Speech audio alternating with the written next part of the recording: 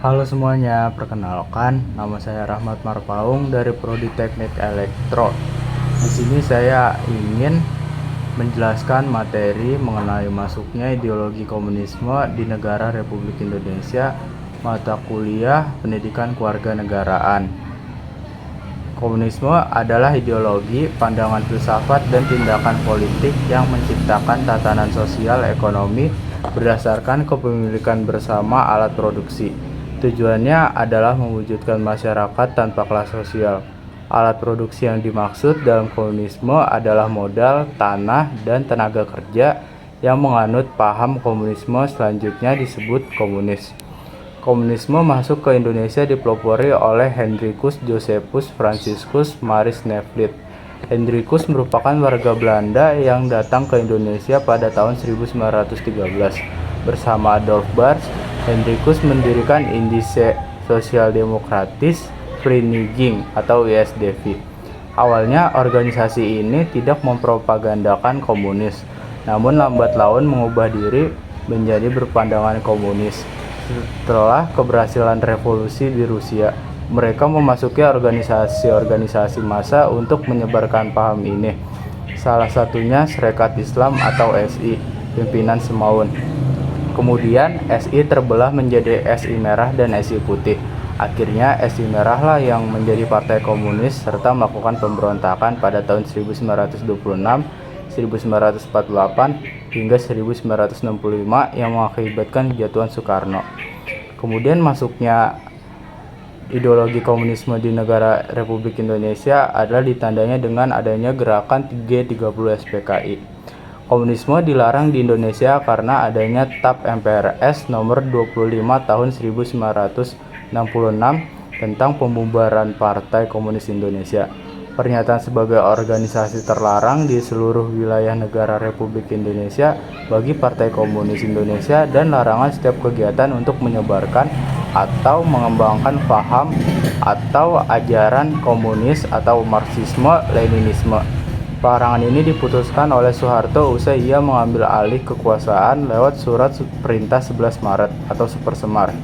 TAP MPRS nomor 25 tahun 1966 ditetapkan oleh Ketua MPRS Jenderal TNI A.H. Nasution pada 5 Juli 1966.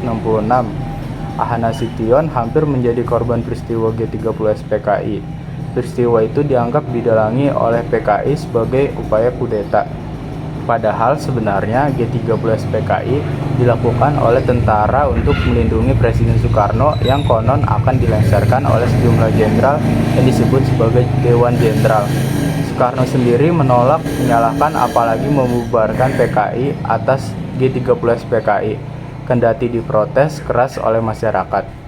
Kemudian komunisme dianggap bertentangan dengan sila ketuhanan. Sila pertama Pancasila sebagai dasar negara adalah ketuhanan yang Maha Esa. Sila pertama Pancasila memiliki arti bahwa negara Indonesia memegang teguh kepercayaan terhadap Tuhan dan menolak paham anti Tuhan.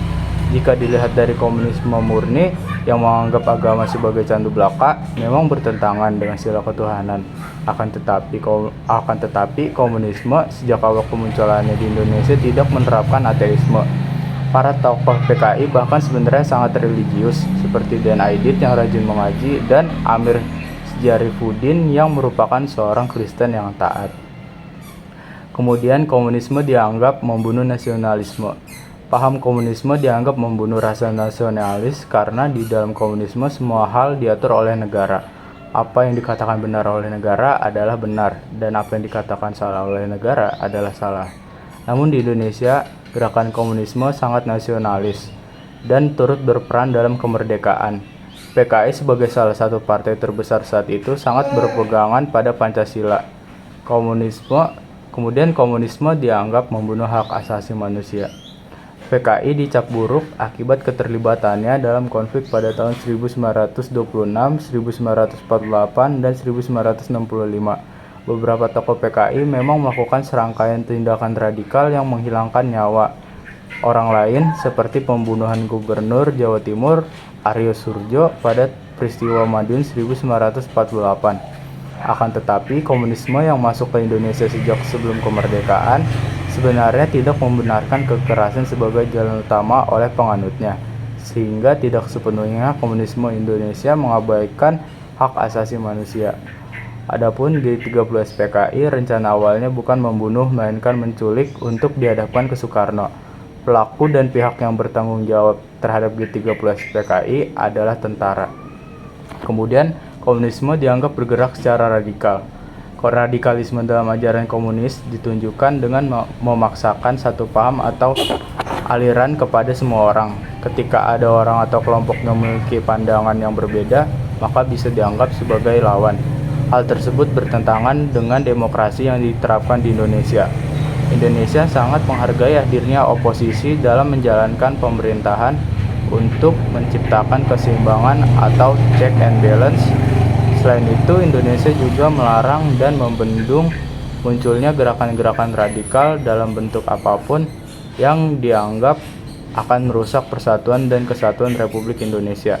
Namun dalam praktiknya, PKI menjadi pelaku demokrasi lewat pemilu yang demokratis. Kemudian komunisme dianggap bertentangan dengan sistem multipartai. Komunisme di Indonesia di era awal kemerdekaan tidak memaksakan sistem partai tunggal. Seperti kita ketahui, pemilu pada tahun 1955 diikuti oleh banyak partai politik termasuk PKI.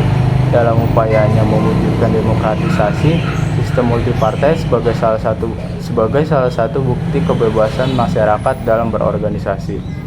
Sekian materi sejarah masuknya ideologi komunisme di Indonesia. Kurang lebihnya mohon maaf. Wassalamualaikum warahmatullahi wabarakatuh.